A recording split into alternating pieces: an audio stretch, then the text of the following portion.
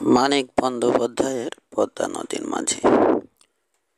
বর্ষার মাঝামাঝি পদ্মার ইলিশ মাছ ধরার মরশুম চলিয়াছে। দিবারাত্রি কোনো সময়েই মাছ ধরবার কামাই নাই। সন্ধ্যার সময় জাহাজ ঘাটে দাঁড়াইলে দেখা যায় নদীর বুকে শত শত আলো অনির্বাণ জোনাকির মতো ঘুরিয়া বেড়াইতেছে। জেলে নৌকার আলো ওগুলি। সমস্ত রাত্রি আলোগুলি এমনিভাবে নদীবক্ষের রহস্যময় স্নান অন্ধকারে দুর্বোধ্য সংকেতের মতো সঞ্চালিত হয়। একসময় মাঝরাত্রি পার হইয়া যায়। শহরে গ্রামে রেল স্টেশনে ও জাহাজ ঘাটে শ্রান্ত মানুষ চোখ বুজিয়া ঘুমাইয়া পড়ে। শেষ রাতে ভাঙা ভাঙা মেঘে ঢাকা আকাশে ক্ষীণ চাঁদটি ওঠে। জেলে নৌকার আলোগুলি তখনও নেভে না। নৌকার খোল ভরিয়া জমিতে থাকে মৃত সাদা ইলিশ মাছ। লণ্ঠনের আলোয় মাছের আঁশ চকচক করে। মাছের নিষ্পলক চোখগুলিকে স্বচ্ছ নীলাভ মণির মতো দেখায়। কুবের মাঝি আজ মাছ ধরিতেছে দেবীগঞ্জের মাইল দেড়েক উজানে। নৌকায় আরো দুজন লোক আছে, ধনঞ্জয় এবং গণেশ। তিনজনের বাড়ি কেতুপুর গ্রামে। আরো 2 মাইল উজানে পদ্মার ধারে কেতুপুর গ্রাম। নৌকাটি বেশি বড় নয়। পিছনের দিকে সামান্য একটু ছাউনি আছে। বর্ষা বাদলে 2-3 জনে কোনো রকমে মাথা গুজিয়ে থাকিতে পারে। বাকি সবটাই খোলা। মাঝখানে নৌকার পাটাতনে হাত 2 ফাঁক রাখা হইয়াছে। এই ফাঁক দিয়ে নৌকার খোলের মধ্যে মাছ ধরিয়া জমা করা হয়। জাল ফেলিবার ব্যবস্থা পাশের দিকে। ত্রিকোণ বাঁশের ফ্রেমে বিপুল পাখার মতো জালটি নৌকার পাশে লাগানো আছে। জালের শেষ সীমার বাঁশটি নৌকার পার্শ্বদেশের সঙ্গে সমান্তরাল। তার 2 প্রান্ত হইতে লম্বা 2টি বাঁশ নৌকার ধারে আসিয়া মিশিয়া পরস্পরকে অতিক্রম করিয়া নৌকার ভিতরে হাত 2 আগাইয়া আছিয়াছে। জালের এ 2টি হাতল। এই হাতল ধরিয়া জাল উঠানো এবং নামানো হয়। গভীর জলে বিরাট ঠোঁটের মতো 2টি বাঁশে বাঁধা জাল লাগে। দড়ি ধরিয়া বাঁশের ঠোঁট হা করিয়া জাল নামাইয়া দেওয়া হয়। মাছ পড়িলে খবর আসে জেলের হাতের দড়ি বাহিয়া। দড়ির দ্বারাই জলের নিচে জালের মুখ বন্ধ করা হয়। এ নৌকাটি ধনঞ্জয়ের সম্পত্তি। জালটাও তারই। প্রতি রাত্রে যত মাছ ধরা হয় তার অর্ধেক ভাগ ধনঞ্জয়ের, বাকি অর্ধেক কুবের ও গণেশের। নৌকা এবং জালের মালিক বলিয়া ধনঞ্জয় পরিশ্রমও করে কম।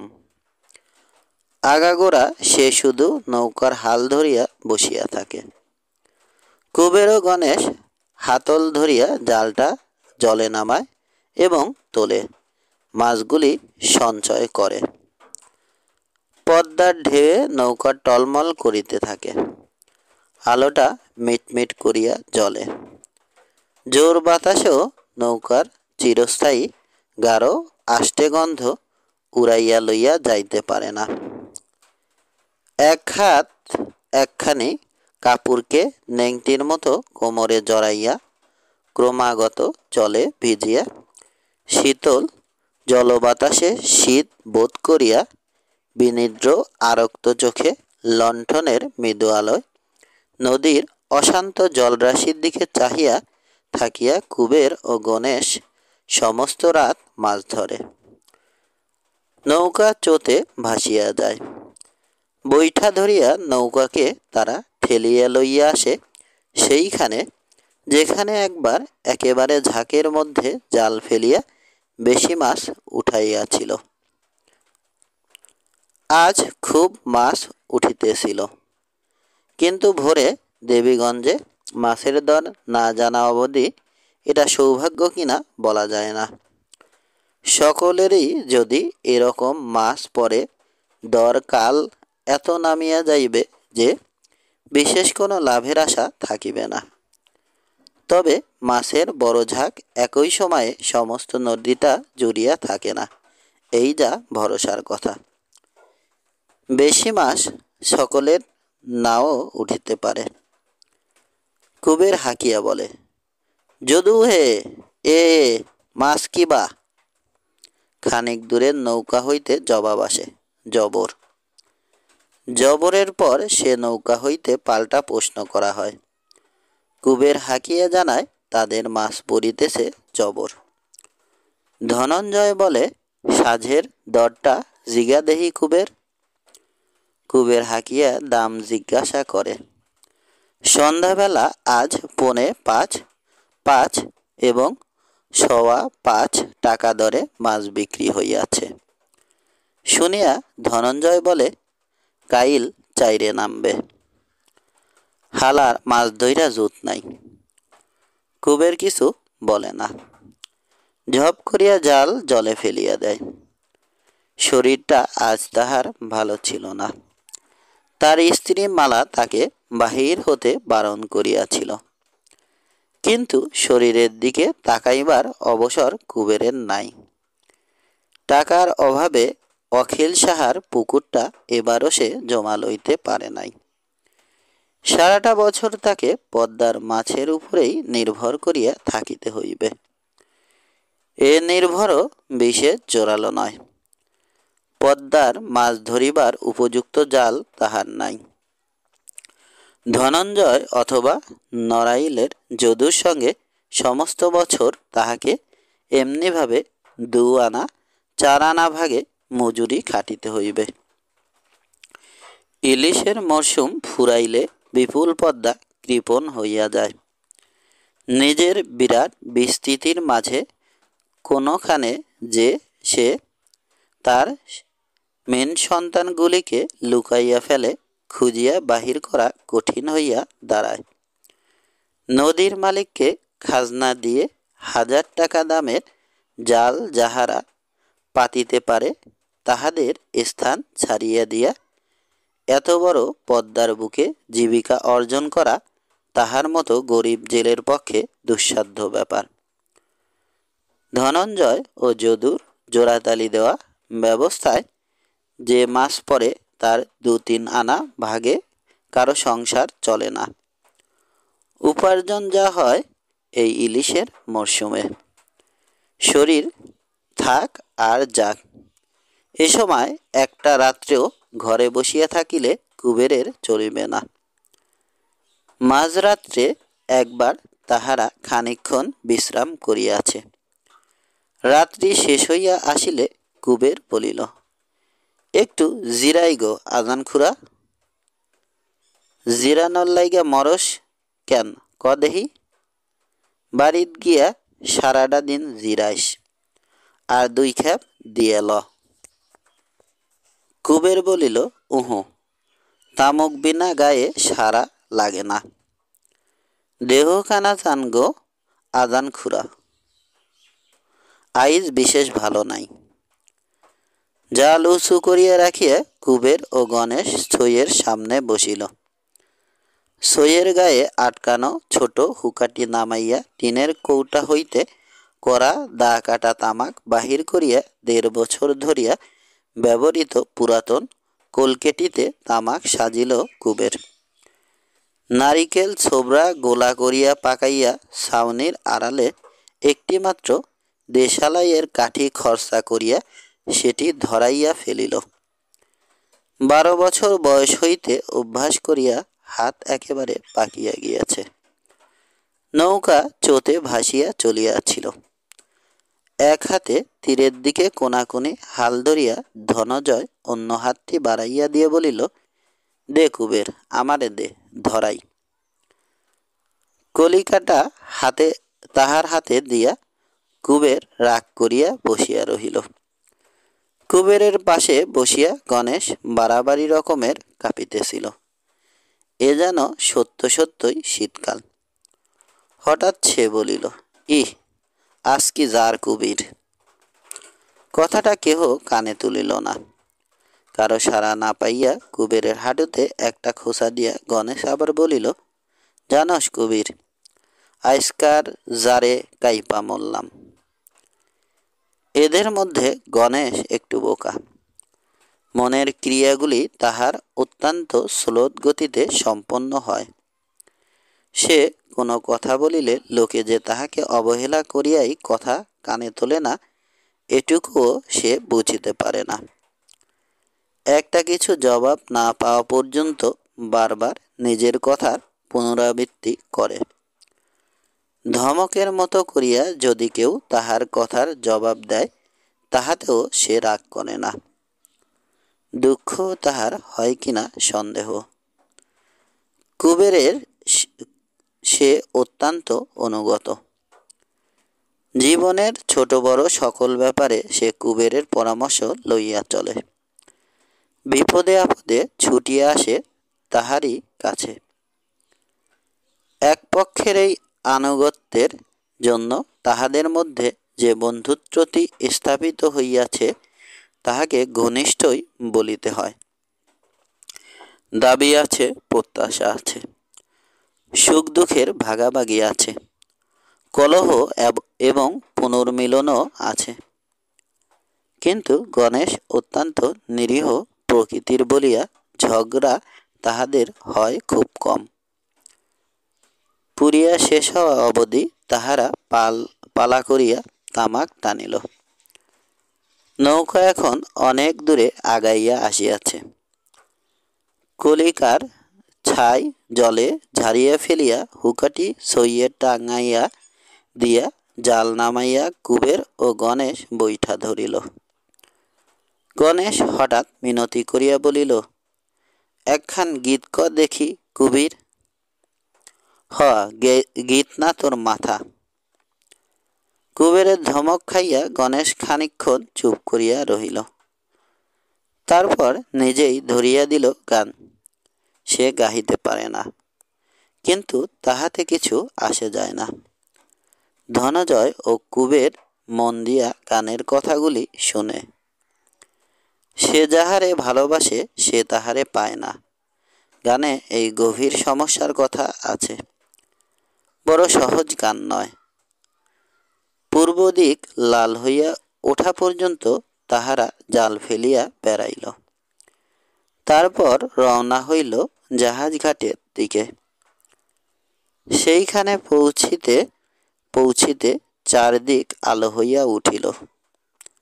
নদীর তীরে নদীর জলে এখন জীবনের সারা পড়িয়া গিয়েছে। থাকিয়া থাকিয়া স্টিমারের বাঁশি বাজিয়া ওঠে। সশব্দে নোঙর তুলিয়া কোনো স্টিমার ছাড়িয়া যায়, কোনো স্টিমার ভিড়ে গিয়া জেটিতে। কলকাতা হইতে ট্রেনটি আসিয়া পড়িয়াছে। ঘাটের ও স্টেশনের দোকানপাট সমস্ত খোলা হইয়াছে। অনেকে নদীর জলে স্নান করিতে নামিয়াছে। মোটরবাহী ও যাত্রীবাহী অসংখ্য ছোট বড় নৌকা ঘাটে ভিড় করিয়া আসিয়াছে। ঘাটের দিকে বহুদূর অবধি তীর ঘেঁষিয়া কাদায় পোতা লগির সঙ্গে বাঁধা আরও যে কত নৌকা, তাহার সংখ্যা নাই। নদীতে শুধু জলের স্রোত। জলে স্থলে মানুষের অবিরাম জীবন প্রবাহ। মেছো নৌকার ঘাটটি এক পাশে। ইতিমধ্যে অনেকগুলি নৌকা মাছ লইয়া হাজির হইয়াছে। হাঁকাহাঁকি ডাকাডাকিতে স্থানটি হইয়া উঠিয়াছে সরগরম। অত্যন্ত দ্রুততার সঙ্গে দরাদরি সম্পন্ন হইয়া হরদম মাছ কেনাবেচা চলিতেছে। চালানের ব্যবস্থাও হইতেছে সঙ্গে সঙ্গেই। এই ব্যবস্থা ও কোলাহলের মধ্যে আসিয়া পড়িয়া সমস্ত রাত্রি ব্যাপী পরিশ্রমের ক্লান্তি ভুলিয়া কুবের খুশি হইয়া ওঠে। আজ সে একেবারে ঝিমাইয়া পড়িয়াছিল। শেষ রাত্রির দিকে শীত করিয়া বোধ হয় তাহার জ্বরই আসিয়াছে। চোখ দুটো যে তাহার ভয়ানক লাল হইয়া উঠিয়াছে, গণেশ তাহা দেখিতে পাইয়া বলিয়াছে 4-5 বারের বেশি। নেংটি সারিয়া 3 হাতি ছোট ময়লা কাপড়খানি পরিয়া কুবের তীরে উঠিল। কাদার মধ্যেই একটা লোহার চেয়ার ও কাঠের টেবিল পাতিয়া চালানবাবু কেদারনাথ মাছ গোনা দেখিয়া খাতায় লিখিয়া যাইতেছে। 100 মাছ গোনা হইবার মাত্র তাহার চাকরটা ছো মারিয়া চালানবাবুর চাঁদা 5টা মাছ মস্ত একটা কেরোসিন কাঠের বাক্সে ভরিয়া ফেলিতেছে।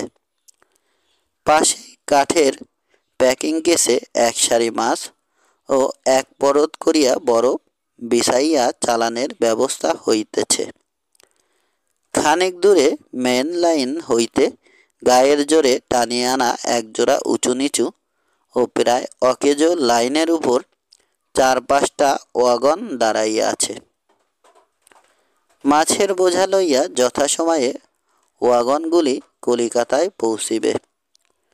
সকালে বিকালে বাজারে বাজারে ইলিশ কিনিয়া কলিকাতার মানুষ ফিরিবে বাড়ি।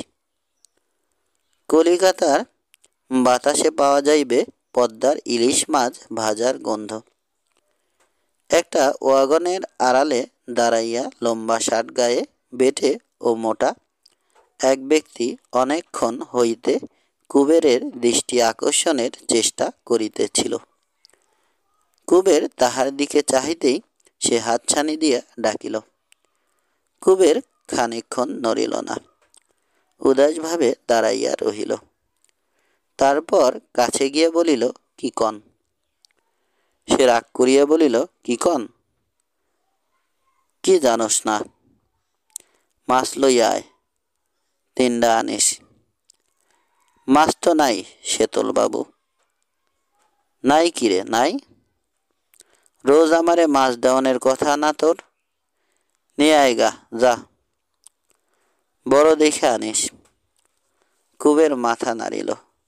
আইজ পারুম না শেতল বাবু। আজান খুড়া সিধা মোর দিকে চাহিয়া রইছে দেখো না। বাজারে কেন গা আইজ? কিন্তু কুবের চুরি করিয়া যে দামে মাছ দেয় বাজারে কিনিতে গেলে তার দ্বিগুণ দাম পড়িবে। শীতল তাই হঠাৎ আশা ছাড়িতে পারিল না। সে মিনতি করিয়া বলিল, 3টা মাছ আইজ তুই দে কুবের, অমন করস কেন? পয়সা নয় কয়টা বেশি লইস আয়। তালি খানিক দাঁড়াও শেতল বাবু। কুবের ফিরিয়া গিয়া কাপড়টা ভালো করিয়া গায়ে জড়াইয়া নৌকায় বসিল। চারিদিকে চেনা লোক কম নয়। চুপি চুপি মাছ লইয়া তাহাকে তীরে উঠিতে দেখিলে নিশ্চয় সন্দেহ করিবে। লজ্জার তাহার সীমা থাকিবে না। তবে একটা ভরসার কথা এই যে সকলেই নির্তিশয় ব্যস্ত। নিজের নৌকা হইতে কে কোথায় 2টো মাছ চুরি করিতেছে তাকাইয়া দেখিবার অবসরই কাহারও নাই।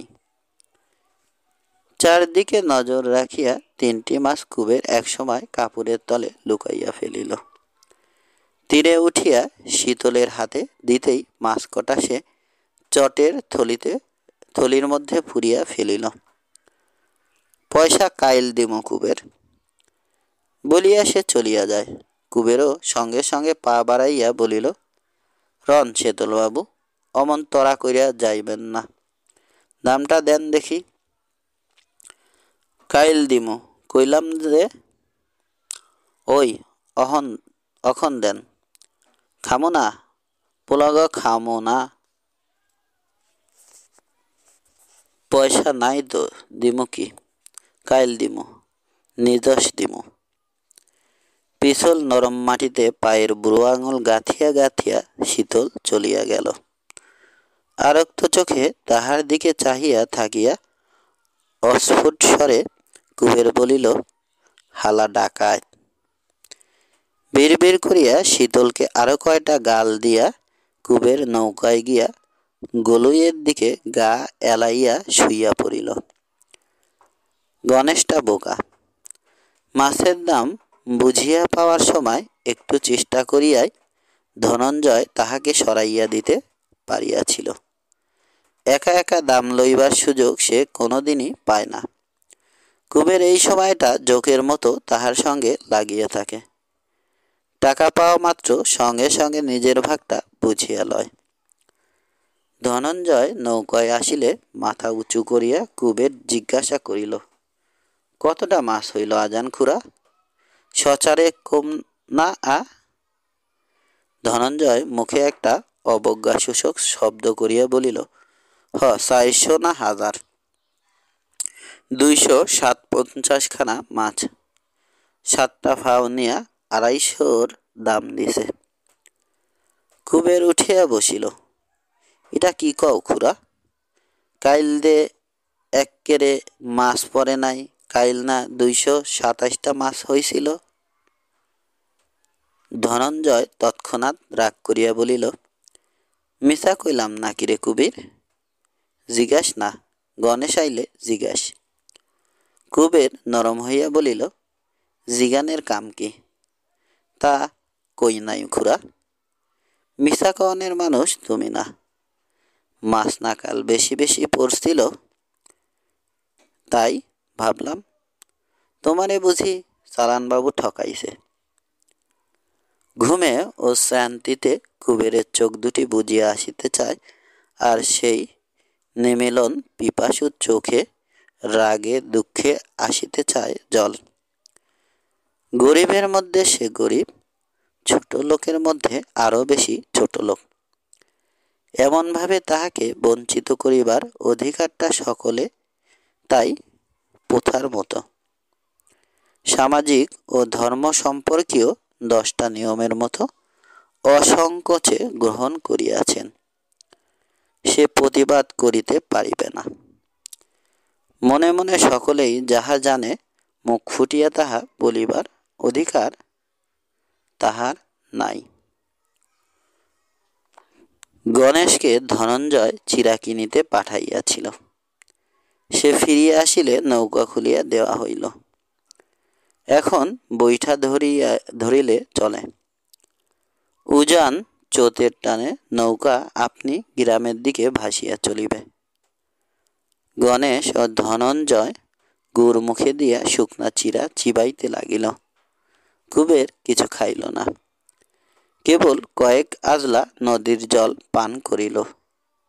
নদীর বুক জুড়িয়া এখন ভাঙা ঢেউগুলির মাথায় অসংখ্য সূর্য জ্বলিয়া উঠিতেছে। কাকচিল মাছরাঙা পাখিগুলি ক্রমাগত জলে ঝাঁপাইয়া মাছ ধরিতেছে। অনেক দূরে অস্পষ্ট মতো একটি স্টিমারের ধোঁয়া চোখে পড়ে। আকাশ উজ্জ্বল ও নির্মল, মেঘের চিহ্নও নাই।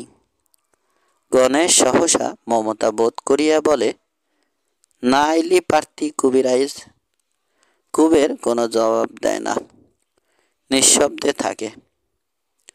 গণেশ বলে, মাথাটা টিপা দিব নাকি? কুবের বলে, ও হুম।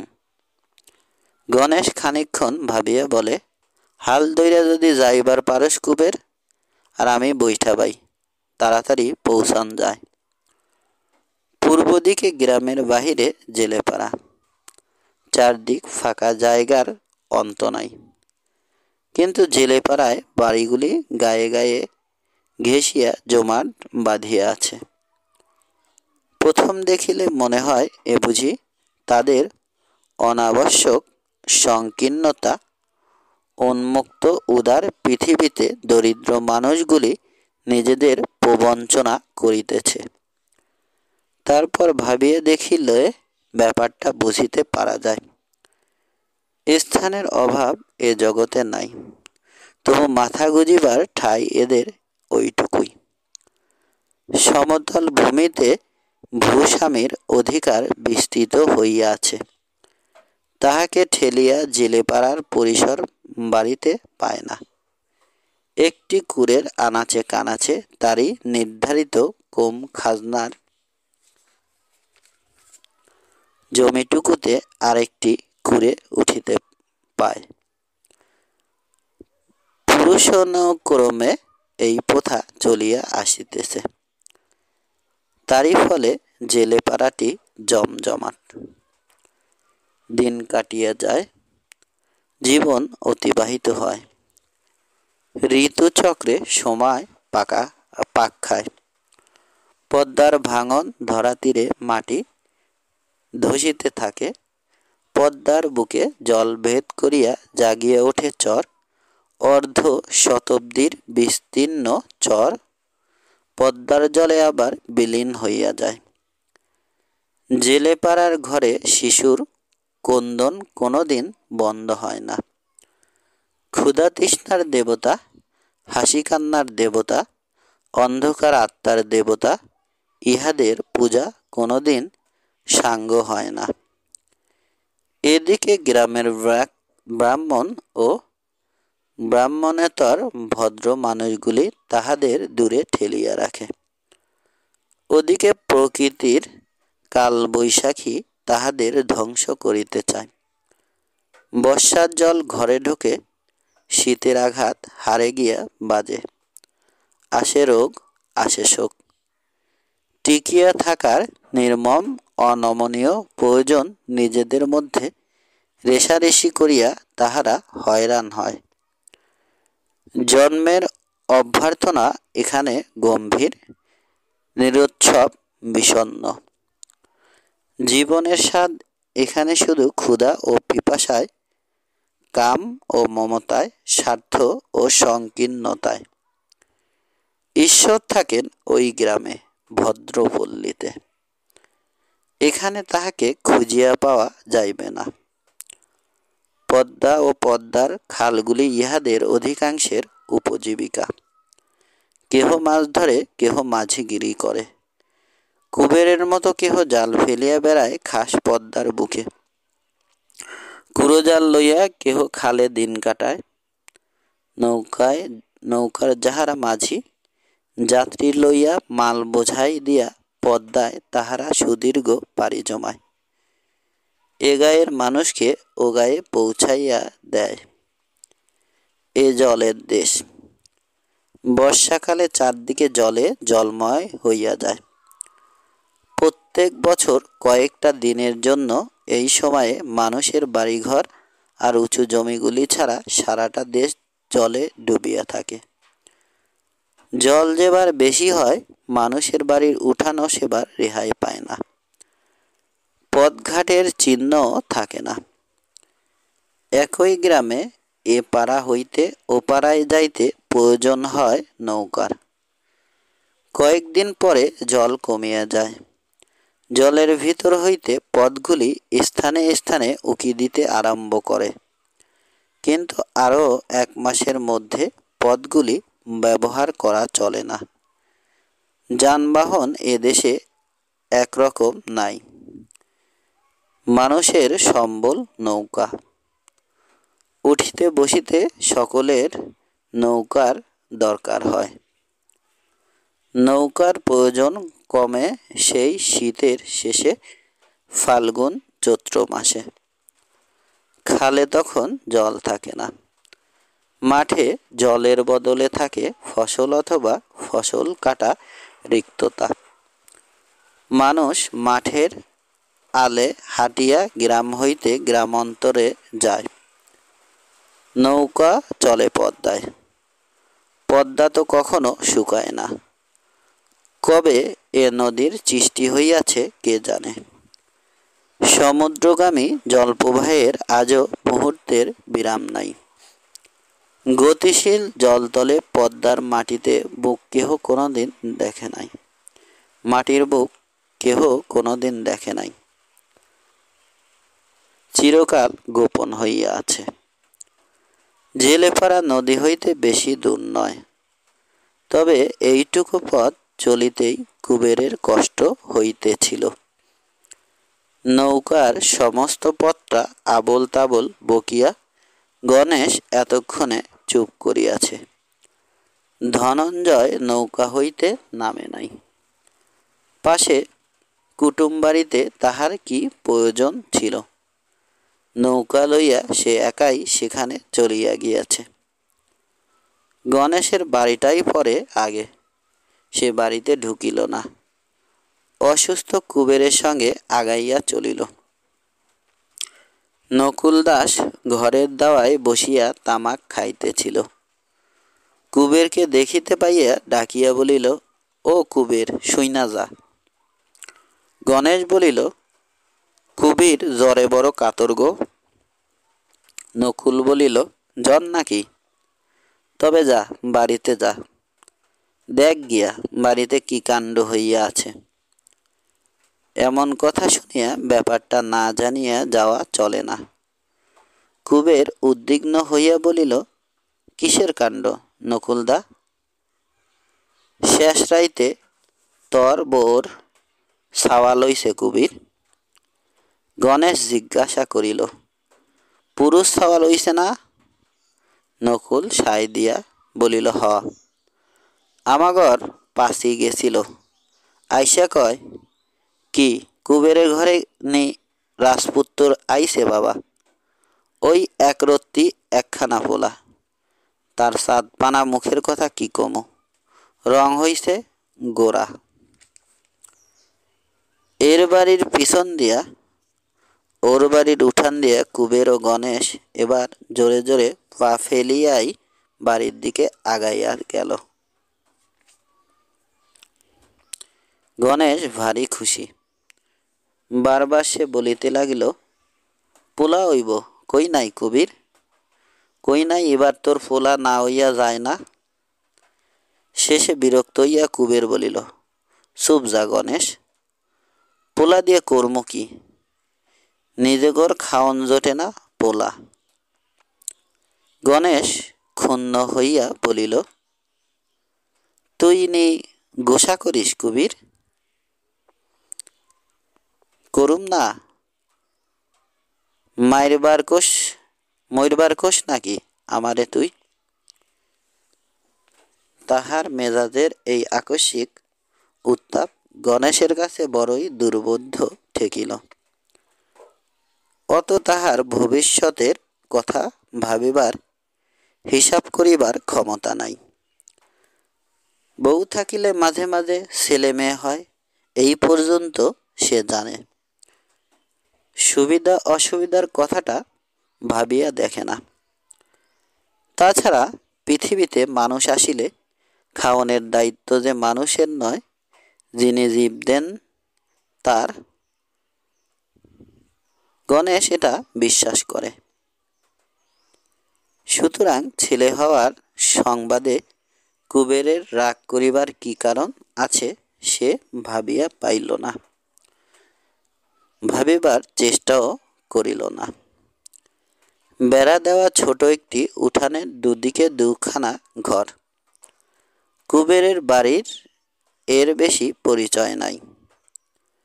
এদিকে ঘরের সংকীর্ণ দেওয়া একটা ছেঁড়া মাদুর চট প্রভৃতি দিয়া ঘিরিয়া লওয়া হইয়াছে। চাহিলেই বুঝিতে পারা যায় ওটি আতুর ঘর, কারণ চটের ফাঁক দিয়া ভিতরে শায়িতা মালাকে দেখিতে পাওয়া যাইতেছে। কুবের ওদিকের দাওয়া বিহীন ঘরটিতে ঢুকিয়া পড়িল। বাহিরে বর্ষার আকাশে কড়া রোদ উঠিলেও জানালা দরজার বিশেষ ব্যবস্থা না থাকায় এ ঘরের ভিতরটা একটু অন্ধকার। কোণার দিকে রক্ষিত জিনিসগুলি চিনিতে হইলে ঠাওর করিয়া দেখিতে হয়। ঘরের একদিকে মাটিতে পোতা মোটা বাঁশের পায়ার চৌকি, সমান উঁচু বাঁশের পাতা বিছানো মাচা, মাচার অর্ধেক জুড়িয়া ছেঁড়া কাঁথার বিছানা। তৈল চিক্কন কালো বালিশটি মাথায় দিয়ে কুবেরের পিসি এই বিছানায় শয়ন করে। মাচার বাকি অংশটা হাঁড়ি কলসিতে পরিপূর্ণ। নানা আকারের এতগুলি হাঁড়ি কলসি কুবেরের জীবনে সঞ্চিত হয় নাই, 3 পুরুষ ধরিয়া জমিয়াছে। মাচার নিচেটা পুরাতন জীর্ণ তক্তায় বোঝায়। আমলের কুবেরের আমলের একটা নৌকা বারবার সারাই করিয়া এবং চালানোর সময় ক্রমাগত জল সেচিয়া বছর 4 আগে পর্যন্ত ব্যবহার করা গিয়াছিল।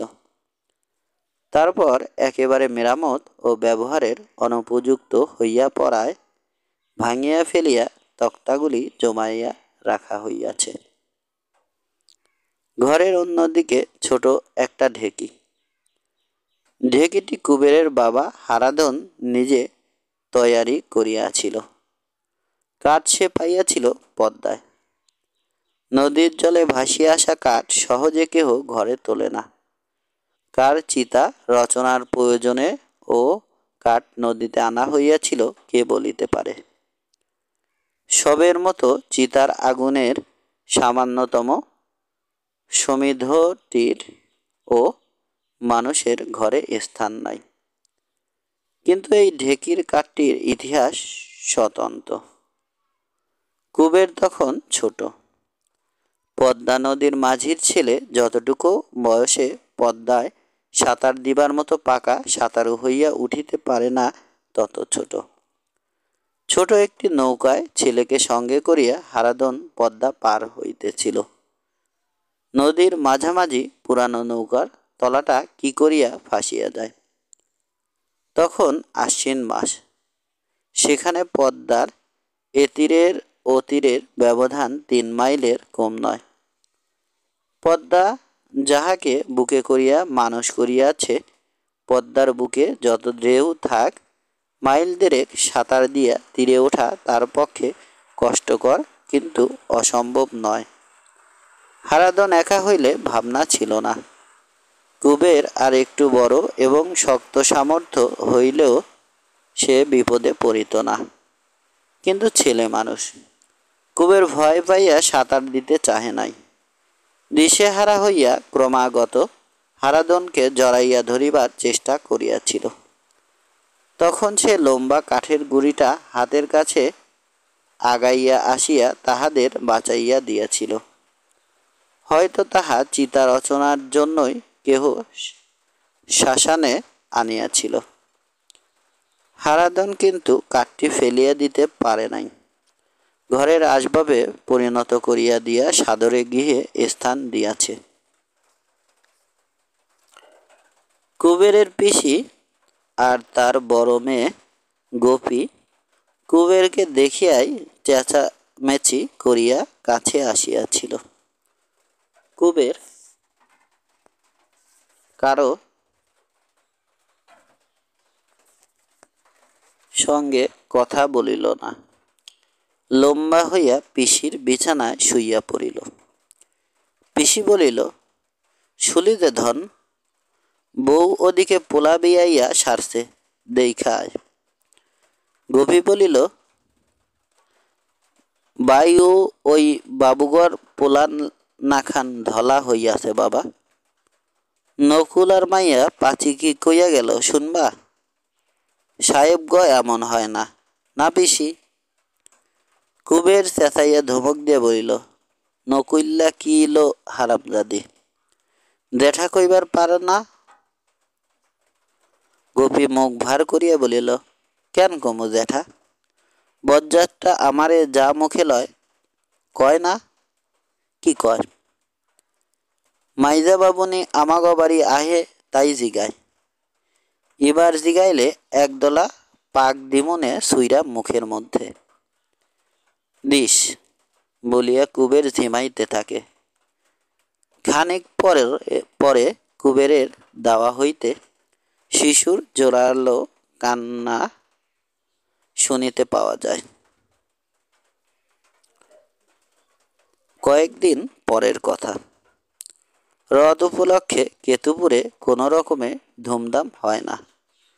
পদ্মার ওপারে আছে সোনাখালী গ্রাম। রথের উৎসব হয় সেখানে। সোনাখালীর জমিদারের ছোট একটি রথ বাহির হয়। সোনাখালী হইতে মোহনপুর অবধি 10 মাইল লম্বা একটা উঁচু পথ আছে। বর্ষাকালে এই পথটি এ অঞ্চলে জলের নিচে ডুবিয়া যায় না। পথটির নাম সক্রোশের পথ। নামের মধ্যে পথটির এক ক্রোশ দৈর্ঘ্য কেমন করিয়া বাড়িয়া গিয়েছে বলা যায় না। সোনাখালীর জমিদারের রথ এই পথ ধরিয়া ৮ মাইল খানেক গিয়া অন্য বাবার মাঠের একপাশে পড়িয়া থাকে ৭ দিন। তারপর উল্টা রথের দিন আবারও রওনা হয় জমিদার বাড়ির দিকে। এই স্থানটির অন্য বাবার মাঠ নাম হওয়ার একটু ইতিহাস আছে। অনেক দিন আগে এ অঞ্চলে একবার ভয়ানক দুর্ভিক্ষ হয়। সে সময় কোথা হইতে এক সন্ন্যাসী আসিয়া এই মাঠে আস্তানা গাড়েন এবং একটি বিরাট অন্নসত্র খুলিয়া দেন। নিজের বলিতে সন্ন্যাসীর এক কানাকড়ি সম্বল ছিল না। শোনা যায় এমনই আশ্চর্য ছিল মানুষের উপর তাহার প্রভাব যে সামনে দাঁড়াইয়া চোখে চোখে চাহিয়া তিনি হুকুম দিতেন, আর বড় বড় জমিদার মহাজনেরা মন মন চাল ডাল পাঠাইয়া দিত এই মাঠে। শত শত ভদ্র গৃহস্থ নিজেরাই কোমর বাঁধিয়া তাহা রান্না করিয়া দুর্ভিক্ষ নিপীড়িত নর নারীদের বিতরণ করিত অন্ন। যেসব বড় বড় উনানে সেই বিরাট ক্ষুধাযজ্ঞের আগুন জ্বলিত, আজ তাহার একটু কালির দাগ পর্যন্ত কোথাও খুঁজিয়া পাওয়া যাইবে না। রথের দিনে এই মাঠে প্রকাণ্ড মেলা বসে, উল্টা রথ পর্যন্ত স্থায়ী হয়। পদ্মা আগে তফাতে ছিল, এখন এত কাছে সরিয়া আসিয়াছে যে মেলার একটা প্রান্ত প্রায় নদীর তীরেই আসিয়া ঠেকে। স্থলপথ ও জলপথে দল বাঁধিয়া আসিয়া মানুষ মেলায় ভিড় বাড়ায়। ভিড় বেশি হয় প্রথম এবং শেষ দিন। মাঝখানের কদিন মেলা একটু ঝিমাইয়া যায়। গ্রামবাসীর প্রয়োজনীয় ও শখের পণ্য সমস্ত মেলায় আমদানি হয়। এমনকি শহরের নারী পণ্যের আবির্ভাব ঘটিয়া থাকে। কাপড়ের দোকান, মনোহারী দোকান, মাটির খেলনার দোকান, খাবারের দোকান, দোকান যে কত রকমের বসে তার সংখ্যা নাই। গরু ছাগল বিক্রয় হয়। কাঁঠাল ও আনারসে মেলার একটা দিক ছাইয়া যায়। বড় বড় নৌকায় মালদহ ও ত্রিহুতের আম আসে। লেমনেডের নামে বোতল ভরা স্যাকারিনের লাল নিস্তেজ জল বিক্রয় হয় অজস্র। মেয়েরা স্বাদ মিঠায় শাখা ও কাচের চুড়ি পরে ছেলেদের কোমরে বাঁধিয়ে দেয় নতুন ঘুঞ্চি। কয়েকটি স্থানে গভর্নমেন্ট হইতে লাইসেন্স প্রাপ্ত জুয়া খেলা চলে। মেলার এটা একটা প্রধান অঙ্গ। সবচেয়ে বেশি ভিড় হয় বালা খেলার কাছে। চার কোনা বাঁশের বেড়ার চারদিকে ভিড় করিয়া দাঁড়াইয়া চার চার পয়সার চার চার বালা কিনিয়া বেশিরভাগ চাষাভুষারাই হরদম ছুটিতে থাকে। রুদ্ধ নিঃশ্বাসে চাহিয়া দেখে নিক্ষিপ্ত বালাটি লাল শালুতে সাজানো, টাকা আধুলি সিকি ও দোয়ানের অরণ্যে অন্ধের মতো ঘুরিয়া ঘুরিয়া স্থির হইতেছে ফাঁকা জায়গায়। পুনরাবর্তিত ব্যর্থতায় তাহাদের কোনো মতে যেন বিশ্বাস হইতে চায় না। কত কাছাকাছি সাজানো মুদ্রাগুলি, ফাঁকা জায়গায় যে কম। ওদের মধ্যে যে বুঝি বউ এর জন্য একখানা পাছাপার শাড়ি, ছেলে মেয়েদের জন্য কিছু খেলনা ও খাবার, এবং সংসারের জন্য কি সব জিনিস কিনিতে অনেক দিনের চেষ্টায় জমানো কটা টাকা আনিয়াছিল। দেখে সন্ধ্যার সময় দূরের মানুষ যখন বাড়ির দিকে শ্রান্ত পা বাড়াইয়াছে, বেচারির কাছে বিড়ি কিনবার পয়সাও নাই। আজীবন উপার্জন করিয়া সে পরকে খাওয়াইছে, সে যে কি নিরীহ গৃহস্থ। কারো কথা না ভাবিয়া আজ সে একই করিয়া বসিল। একবেলা স্বাধীনভাবে স্বার্থপরতা করিবার সুযোগ পাইয়া নিজেকে সামলাইতে পারিল না। রথের দিন সকাল হইতে গুড়ি গুড়ি বৃষ্টি নামিয়াছিল। বেলা বাড়িলে নিদ্রাতুর চোখে মিটমিট করিতে করিতে গণেশ কুবেরের বাড়ি আসিল। কুবের তখনও ঘুমাইতেছিল। গণেশ তাহাকে ডাকিয়া তুলিল, বলিল, চল কুবের, নাটা ঠিক কইরা থুইয়া আহি। আমারে ডাইকে আদান খুড়া নাই গিয়া বইয়া আছে। কুবের প্রকাণ্ড একটা হাই তুলিয়া বলিল, বয় গনসা বয়। অপিসি, আমারে আর গনসারে দুগা মুড়ি দিবা গো। আলো গোপী, আমারে নেই এক ঘুটি জল দিবার পারস। ঘরে মুড়ি ছিল না, কদাচিৎ থাকে। পিসি চারটি চিরা আর একটু গুড় দিয়া গেল।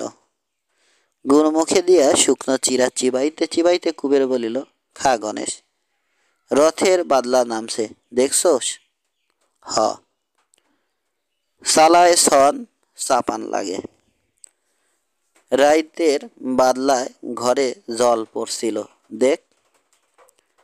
গণেশ চাহিয়া দেখিল, জল পড়িয়া ঘরের একটা কোণ সত্যি ভাসিয়া গিয়াছে।